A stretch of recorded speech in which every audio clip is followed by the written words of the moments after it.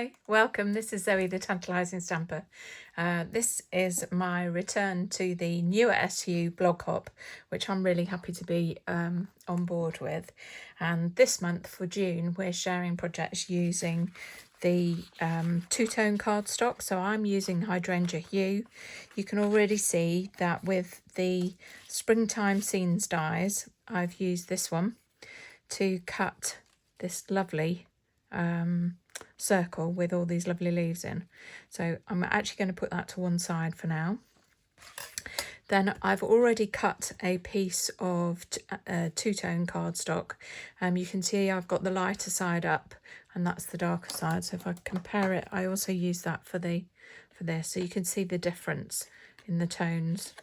I'm actually going to use it that way so that it's the same colour but two shades of the same colour, and it allows you to have a light and a dark and for things to show up. So we'll put those out the way.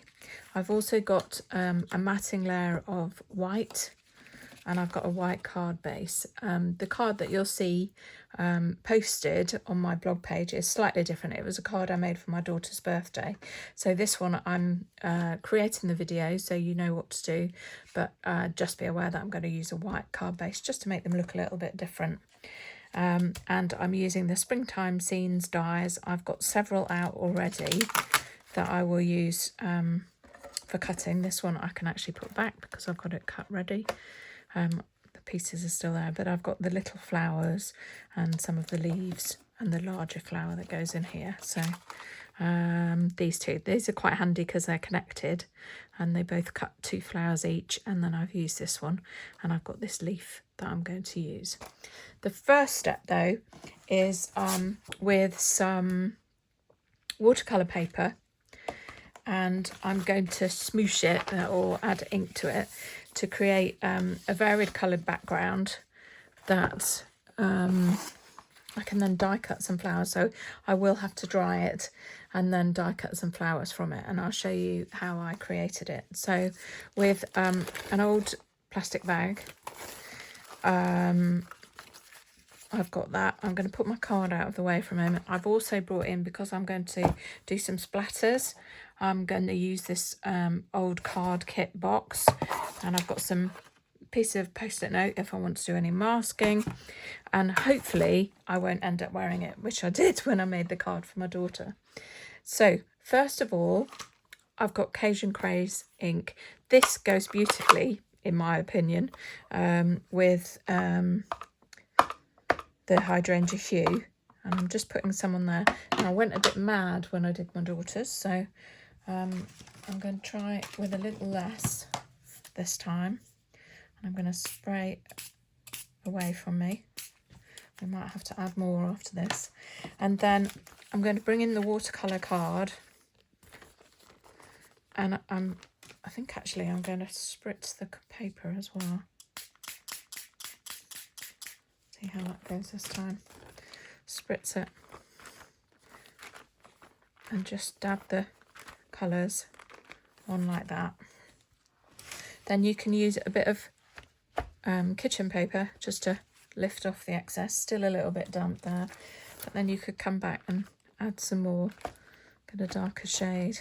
So it doesn't have to be precise. I think I might on this occasion add a little bit more. And we'll spritz it again. So if we just move that out of the way. So you can play about really and get whatever sort of effect you want on there. I'll put this in. If you want to go a bit harder, you can push it down.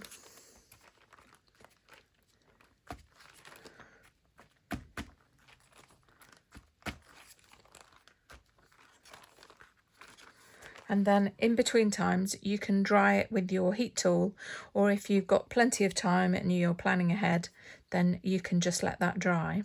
The other thing I did was, once it was dry, I used the new Golden Hue. Oh, actually I've pulled out Wild Wheat. Hold on.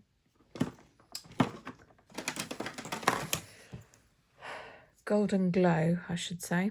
Golden Glow pen to colour in some of the other bits to get a bit of a different shading effect. So I'm going to just dry that off with my heat tool for a moment. Depending on how much you want, I'm actually going to now finish off the sheet. So I'm going to spray a little bit more water, and then I think I will add a little bit more ink here, and this time not so much spritzing, so I get it a little bit darker, but of course it will blend and mix with others, so you get a bit more, you get darker colours and lighter colours.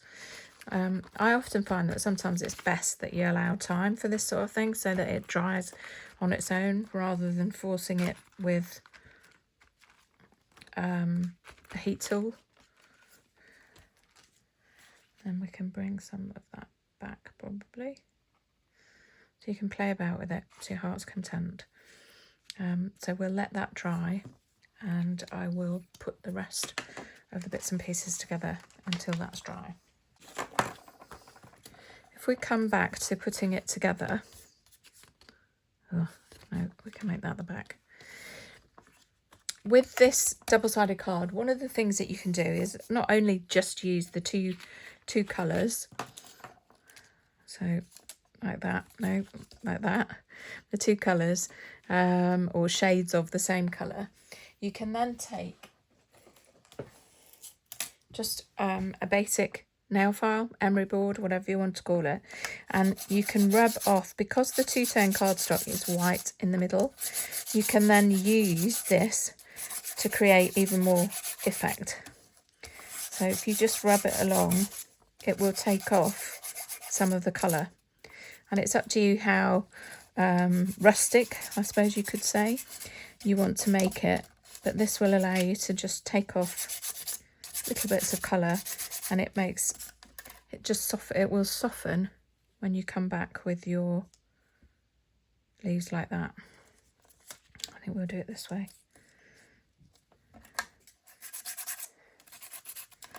We can then mat that onto white, and we can mat that onto our card base.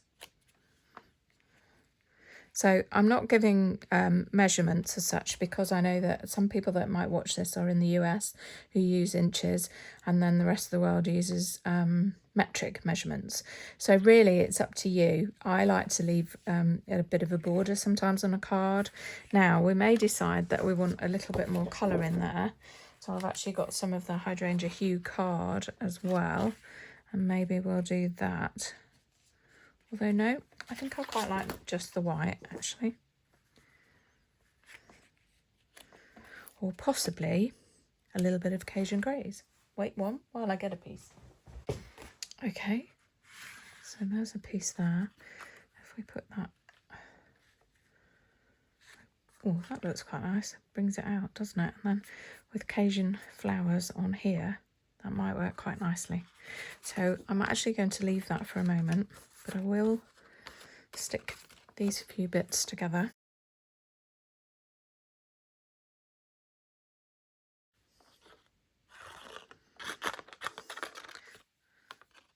I'll pop that onto our layer. Get that nicely centred, or as far as my glasses will allow. I managed to scratch my proper glasses, so I'm on a pair of readers, so at the moment till the others get either fixed or remade.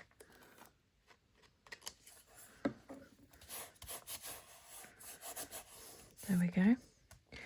And then this, I'm going to make it portrait. I made it landscape the last time. So I'm going to do that. And then I think we'll probably add that on there as well. And we'll add some flowers. So I'll just check on how our coloured piece is going. So it's nice and dry now. The next thing I want to do is add a little bit of colour from my alcohol markers. If you still got the Stampin' Right markers, these work really well as well. So for example, with this one, this is why I bought the box. I'm going to add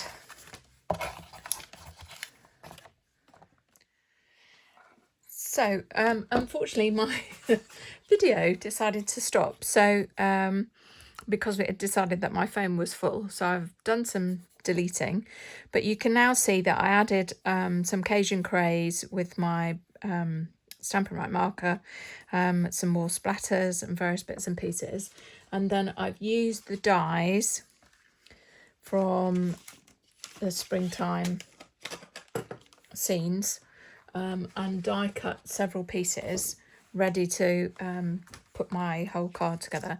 So you can see how it sort of turns out, and then it gives you can have different shades of the larger flower, some with a little bit paler colours. So if you cut extra, then obviously you could always make another card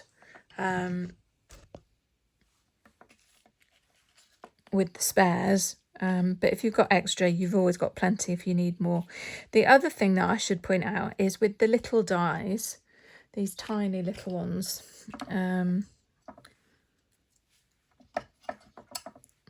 so as I said before, you get two, but it cuts out this little central circle, which you can then fill with whatever you want. But what I tend to do is keep those little central pieces. They're a bit fiddly, but the best way to deal with them is to grab some glue dots, and if you pop the flower onto the glue dot with the glue dot in the middle, you can then use some you like this little hook picks from the take your pick tool, and you can then pop that in the middle and push it down onto the glue dot, and then leave them on your glue dot roll until you're ready. So just pop one on again and then pick up a centre. Sometimes it's quite nice to make, oh, well, we won't worry about that one. Pick up the different centres. So this one's a bit lighter, so it makes them look like they've got different middles. So we'll put that over. Oh, I've rescued that other one as well. So I can leave all of those. I might just tip those on there. We'll probably lose them. The leaves, as I said before as well, I went for the sort of white, the more clear parts, but that one was more coloured. So it just depends what you want to do with them, really. You can mix and match however you want. At the moment, these came out, the watercolour paper is reasonably thick, so they sometimes don't come out from the die cutting. So you can leave some in and then pick the odd ones out and just gently flip them out so you get a finer detail. Maybe you could take the opposite one out over there. But it's really your choice. And then I'm going to pop this on here. That shows the different colour. Again, I'm going to use glue dots because I don't want to raise it up too much. So if I take off those flowers that I've already prepped, and then I find if you tear off a little bit, you can then easily push the glue dot onto a leaf. Ooh, except it's now not going to stick. Push those on to places that are sensible for sticking. That one's gone on perfectly, look.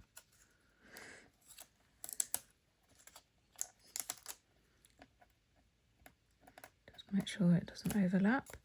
And then we'll put one over here. And a few more.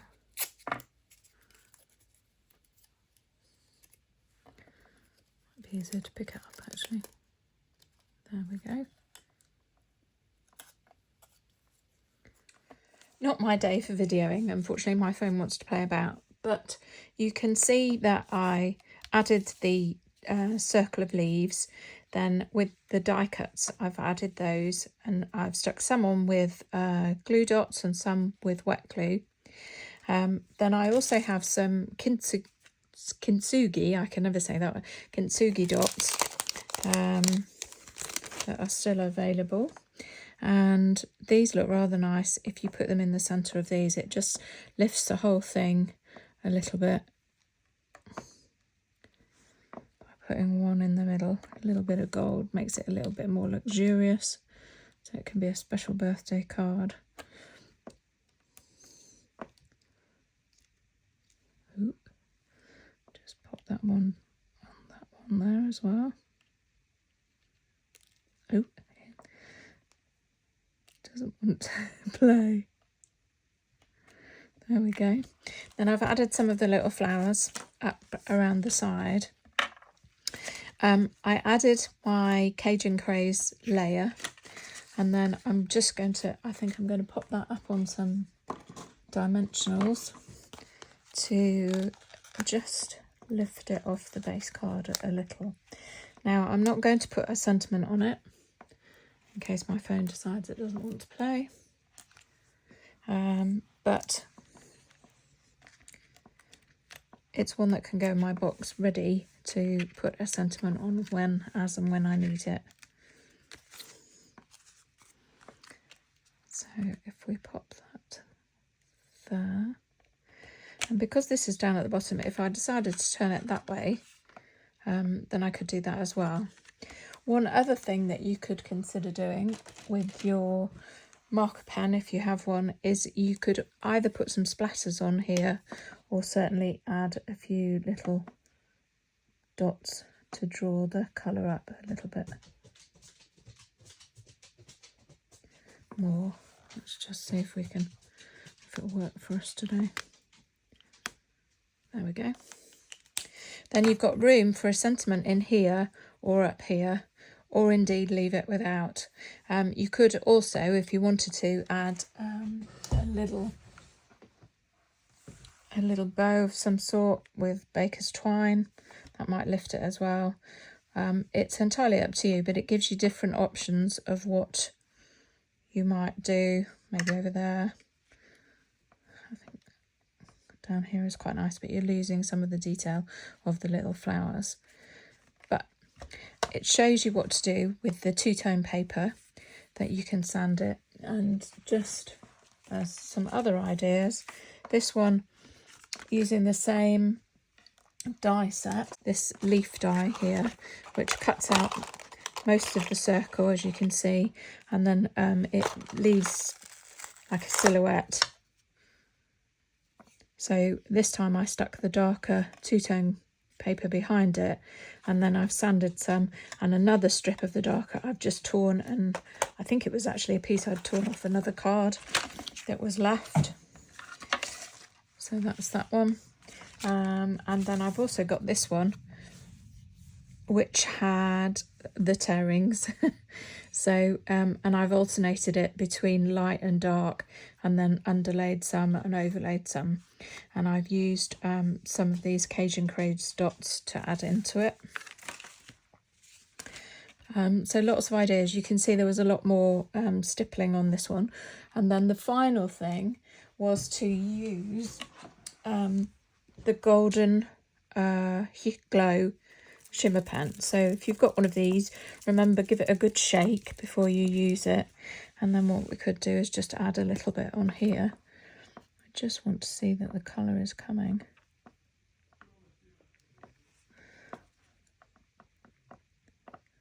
And you can just add a little bit of shimmer to some of these smaller flowers, and that then of course brings in colour if you wanted to take away the white.